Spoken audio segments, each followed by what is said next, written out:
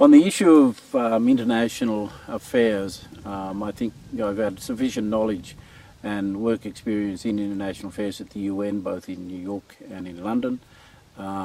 as well as in Geneva. And I've also been lucky enough, I guess, with the assistance of Gough Whitlam, sending me overseas to look at the issue of race relations in the United States in 1973. So it was very much at the end of that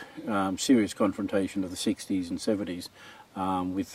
with African Americans, and I learned a lot from that experience. Australia is a country that pretends that it's adopting all of the UN conventions on human rights and other rights of citizens in a free and democratic country.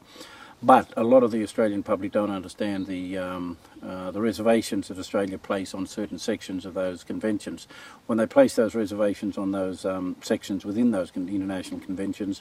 the problem is we end up with a country that is able to bypass racial discrimination legislation, and as they've been doing in the Northern Territory intervention, circumvent it by saying we suspend the Racial Discrimination Act. And to have a power to be able to suspend various sections of the Racial Discrimination Act or the racial discrimination totally to avoid transgressing international law